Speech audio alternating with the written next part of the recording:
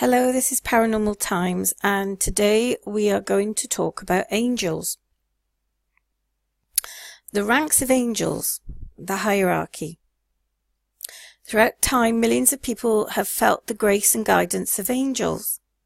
People in all walks of life have been helped, guided, saved, or just confronted by their guardian angels, and are more than eager to share their encounters with anyone willing to listen.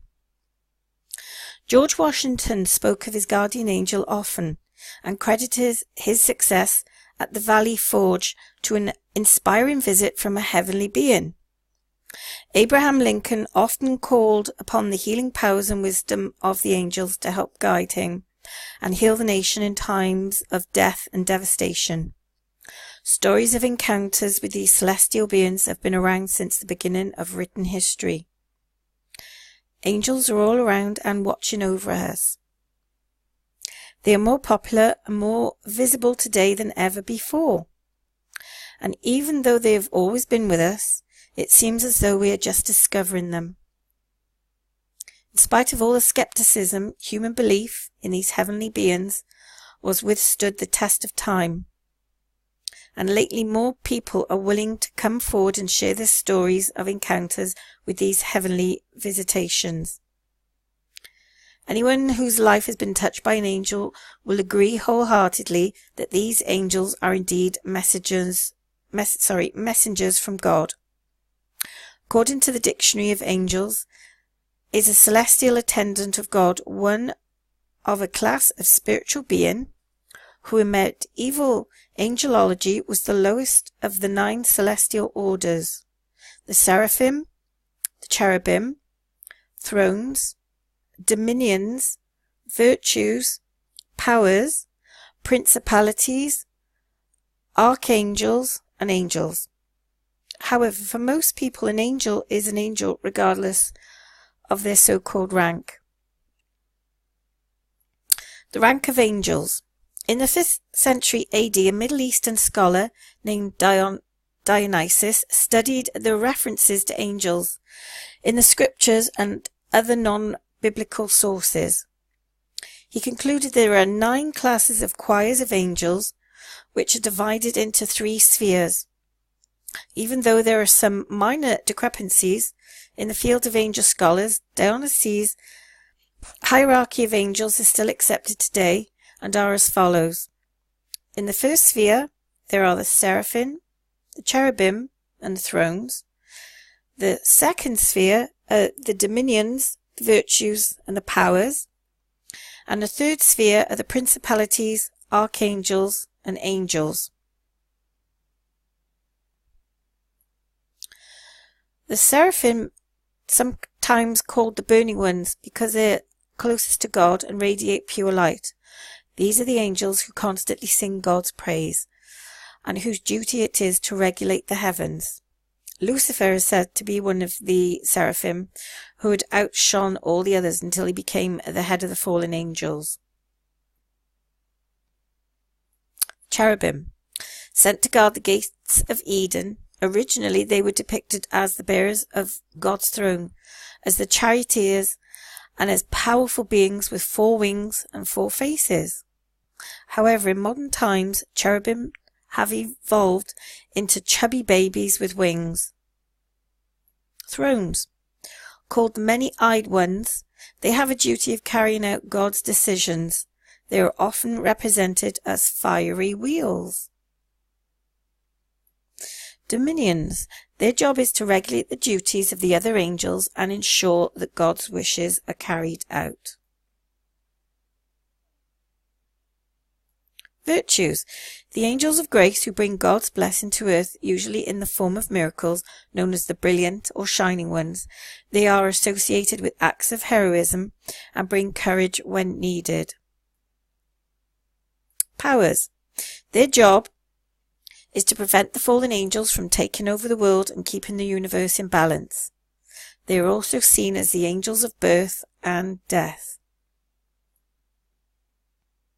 Principalities, the guardian angels of cities, nations and rulers, and guards against the invasion of evil angels.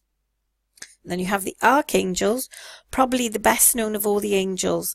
They carry God's most important messages to humans. They also command God's armies of angels in the constant battle with the sons of darkness. And then you have the angels, the celestial beings closest to humans. They act as intermediaries between the Almighty and the humanity, often called our guardian angels.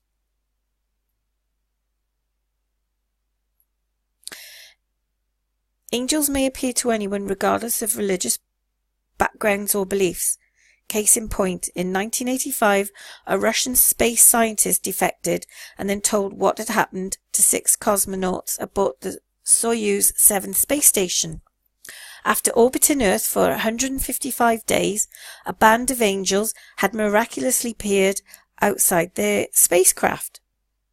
Leonid Kizim, Vladimir Solovov, and Oleg Atkov were working on routine medical experiments when suddenly they were nearly blinded by a brilliant orange light from outside the orbiting laboratory. It took a few seconds for their eyes to adjust to the astonishing radiance, but then, according to the secret report, they saw 7 giant figures in the form of humans, but with wings and mist-like halos in the classical depiction of angels. They appeared to be hundreds of feet tall, with a wingspan as great as a jetliner. So we'll have a look at the 7 archangels and their meanings. So the most famous one of all is Archangel Michael. We'll begin our exploration of the 7 archangels and their meanings by taking a look at Archangel Michael. It's interesting to note that Archangel Michael is the only archangel to appear in the Bible, the Torah, and the Quran. His name translates roughly as "he who is like God." Archangel Michael is viewed as being the lead archangel. His main role in our world is to promote courage, bravery, and justice. He also works to keep evil spirits from leading us away from our spiritual path. Many who work in jobs involving care of others will feel the presence of Archangel Michael. And then we have Archangel Ariel. Ariel translates as literally meaning Lion of God. This makes more sense as we delve into the duties of Archangel Ariel. She is responsible for the protection and healing of Mother Earth and the beings that dwell within it. This isn't limited to only plants and animals, but also elements such as earth, wind, and water. She encourages us to take care of the environment and will try her best to help each of us in following our spiritual path and living up to our full potential. Ariel will usually use her influence over nature as a means of communication, such as sending hummingbirds as a symbol. Archangel Raphael. As we explore the 7 archangels and their meanings, further we come to the Archangel Raphael. The name Raphael can be translated as meaning, "it is God who heals," or "God heals." It probably doesn't surprise you that he is the angel of healing. And when people are in need of healing, physical, spiritual, or emotional, they will often pray to Raphael. He does perform other roles beyond healing, though. Raphael tries to bring joy, happiness, and laughter into the world so we can all see the light, even in the darkest of times. So he's actually a nice one. Archangel Gabriel. The name Gabriel means God is my strength, which is perhaps why Gabriel is one of the more well-known angels and serves as God's messenger. We see 3 examples of Gabriel within the Bible. He appears to Daniel to provide an explanation of a divine vision and prophesies the coming of the Messiah. He also appears to Zechariah to announce the coming pregnancy of his wife and the birth of his son, John the Baptist. Finally, and perhaps most famously, he appears to Mary to relay the message that God has chosen her to be the mother of Jesus, the Messiah. Archangel Jophiel. As we continue through the 7 archangels and their meanings, we come to Archangel Jophiel.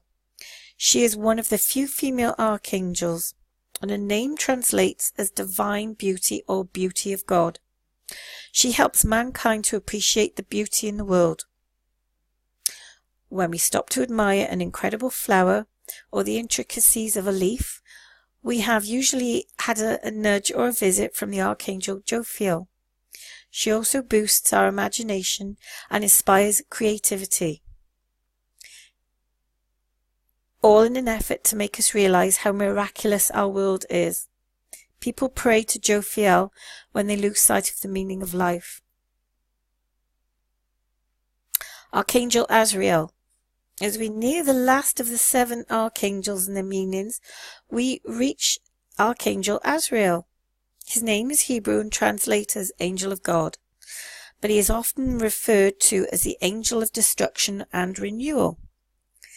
This isn't a reason to fear Azrael, because he actually doesn't bring death or destruction, but rather he helps guide us under these circumstances. For example, upon death, he will help us to remain calm and cross over from this world to the next.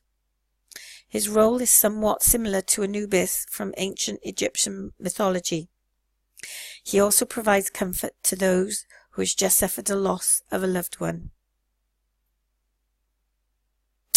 And the last but no means least is Archangel Shamuel, the last of the 7 archangels and their meanings. And we've yet to explore this Archangel Shamuel. Shamuel's name means one who seeks God, and for good reason. He is the angel of relationships, but that isn't as straightforward as it may sound. The relationships he's involved in aren't limited solely to romantic relationships, but also friendships, family, and of course spiritual relationships, such as your connection to God. Shamuel helps us realize when we've stepped over the line and need to acknowledge that in order to repair a relationship, we have to put our ego to one side and admit that we are wrong. And I will now read the very famous sighting of the Angel of Mons that I have found on an East Anglian Daily Times website. And it's called "My Grandfather Said He Saw the Angel of Mons." He told me with great conviction that he had seen the sky full of angels at Mons. They had their wings stretched up above them. Legend has it that an angel protected British soldiers at a battle in the First World War. Stephen Russell hears from a man whose granddad swore it was true.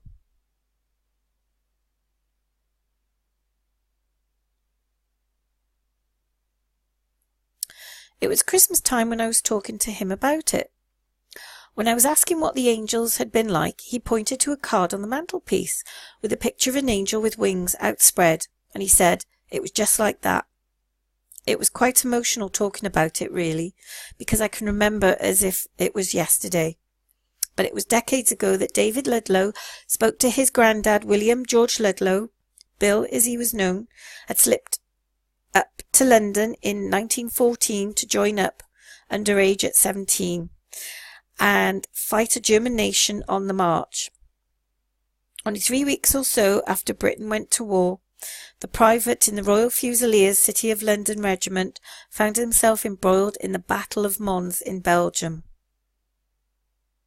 According to the Western Front Association, folk interested in First World War history, the first action for the men of the British Expeditionary Force came on August 23, 1914, when the German army attacked. They, the Germans, suffered what was the time an enormous infantry casualties from the terrific rate of the rapid fire of the British professional troops.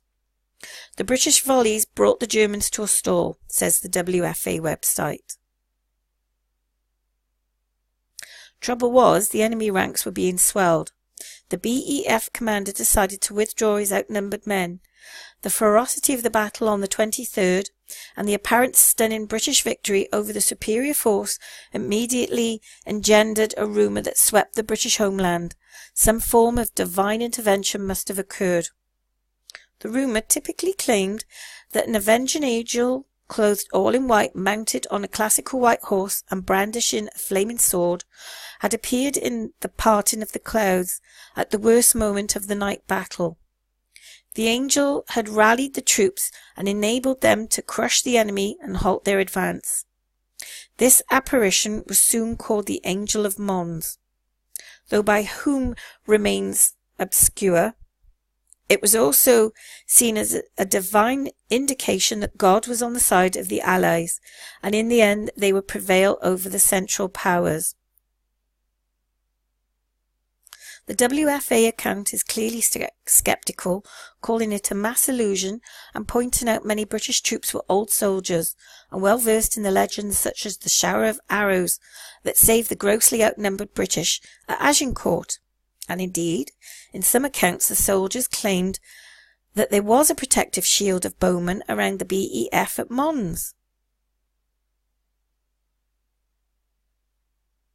Whatever the truth, the Angel of Mons story reached worried families in Britain, where any hope for a fortuitous and propitious course of events was relief from the ceaseless and catastrophic casualties list.